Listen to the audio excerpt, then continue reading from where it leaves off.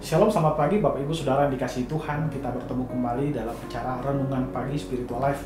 Pagi hari ini kita akan kembali melanjutkan pembacaan Alkitab kita yang terambil dari Markus 3 ayat 20 sampai 30. Judul perikop ini Yesus dan Beelzebul. Saya akan membacakan bagian firman Tuhan ini bagi Bapak Ibu Saudara. Kemudian Yesus masuk ke sebuah rumah, maka datanglah orang banyak berkerumun pula, sehingga makan pun mereka tidak dapat. Waktu kaum keluarganya mendengar hal itu, mereka datang hendak mengambil dia, sebab kata mereka, ia tidak waras lagi. Dan ahli-ahli Taurat yang datang dari Yerusalem berkata, ia kerasukan Beelzebul, dan dengan penghulu setan ia mengusir setan. Yesus memanggil mereka lalu berkata kepada mereka dalam perumpamaan bagaimana iblis dapat mengusir iblis. Kalau suatu kerajaan terpecah-pecah, kerajaan itu tidak dapat bertahan.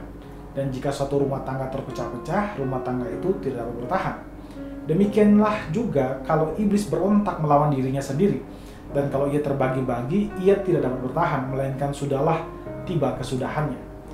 Tetapi tidak seorang pun dapat memasuki rumah seorang yang kuat untuk merampas harta bendanya apabila tidak diikatnya dahulu orang kuat itu.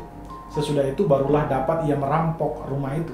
Aku berkata kepadamu, sesungguhnya semua dosa dan hujat anak-anak manusia akan diampuni. Ya, semua hujat yang mereka ucapkan. Tetapi apabila seorang menghujat Roh Kudus, ia tidak mendapat ampun selama-lamanya, melainkan bersalah karena berbuat dosa kekal. Ia berkata demikian karena mereka katakan bahwa ia kerasukan roh jahat.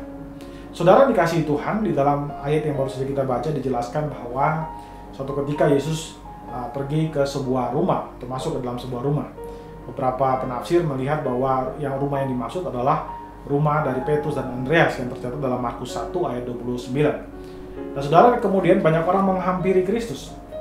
Lalu dikatakan di situ sebagai penjelas bahwa bahkan untuk makan saja ia tidak bisa karena terlalu banyak orang datang berkerumun kepada dia. Dan pada saat keluarga Kristus mendengar bahwa Yesus sedang didatangi oleh banyak orang, mereka kemudian merasa bahwa kejiwaan Yesus sedang terganggu. Karena itu mereka berusaha datang kepada Yesus untuk mengambil Yesus. Namun pada saat itu ada banyak pertanyaan di antara orang-orang banyak di situ, bahwa jika Yesus memang adalah orang yang tidak waras, mengapa Yesus yang tidak waras ini bisa mengusir setan? Ini adalah sesuatu yang kontradiktif. Dan untuk menjawab pertanyaan ini, maka para ahli Taurat dan orang Farisi berspekulasi dan menuduh bahwa Kristus menggunakan kekuatan iblis untuk mengusir iblis. Mendengar hal itu, Yesus kemudian berkata, bagaimana iblis bisa mengusir sesamanya? Karena memang iblis tidak mungkin mengusir sesamanya. Nah, saudara, dikatakan di dalam kalau kita lihat dalam ayat ini, hal yang menarik itu terlihat dari ayat 21. Ya, dikatakan di sana bahwa keluarga Kristus ingin datang dan mengambil dia. Nah, kata yang digunakan untuk mengambil adalah kata kratesai di dalam bahasa Yunani-nya, atau dalam bahasa aslinya. Nah, menarik saudara, kata kratesai ini biasanya digunakan untuk kita menangkap penjahat. Jadi polisi mau menangkap penjahat itu, dia pakai kata kratesai, ya, mengkratesai orang lain, itu mengkratesai kriminal. Dengan kata lain bahwa mereka berniat untuk kemudian mengambil Yesus secara paksa dan kemudian membawa Yesus kembali ke Nazaret. Nah, saudara, ini sesuatu hal yang sangat ironis, bahwa meskipun saudara-saudara Kristus itu sudah hidup bersama-sama dengan Kristus selama beberapa tahun, ya, mungkin bisa dibilang puluhan tahun. Yesus pada saat dia melayani itu 30 tahun, dia sudah bersama-sama dengan mereka. Namun rupanya mereka tidak mengenal Kristus yang adalah Mesias.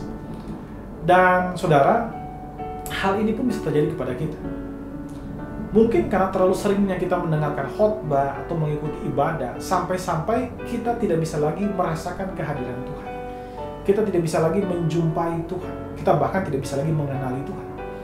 Kita tidak mampu melihat penyertaan Tuhan dalam kehidupan kita.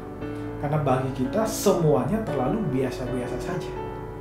Nah, saudara, firman Tuhan hari ini datang kepada kita untuk mengingatkan kita, untuk mari kita mengenal Tuhan. Bukan hanya di gereja, bukan hanya pada saat kita beribadah, tapi setiap hari dalam kehidupan kita mulai merenungkan karya Allah setiap harinya. Mungkin pada saat saudara bangun pagi hari ini, saudara mungkin bisa merefleksikan bagaimana penyertaan Tuhan, bagaimana Allah menyertai saudara selama istirahat tadi malam.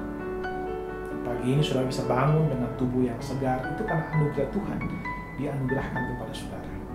Saudara masih bisa bekerja karena penyertaan Tuhan.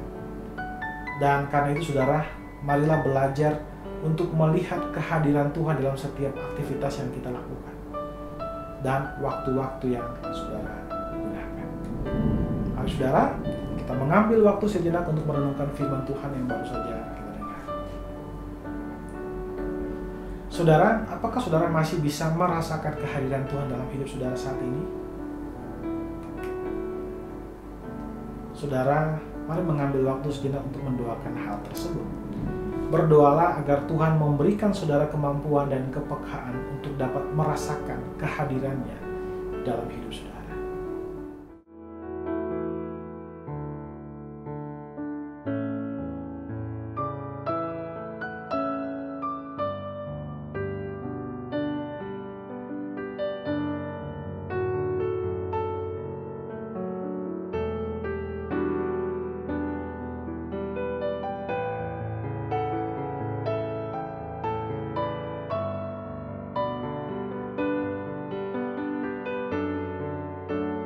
Saudara, percayalah bahwa Allah sudah memberikan saudara kemampuan untuk dapat merasakan kehadirannya di dalam hidup saudara.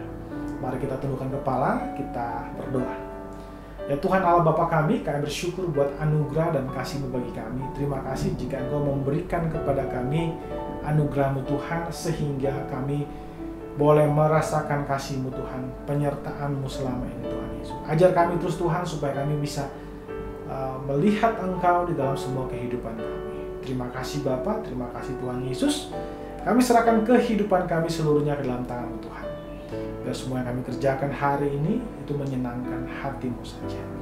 Dalam nama Tuhan Yesus kami berdoa kepada Bapa Surgawi. Haleluya. Amin. Amin. Bapak Ibu Saudara dikasihi Tuhan, selamat pagi, selamat beraktivitas, dan Tuhan Yesus memberkati kita semua.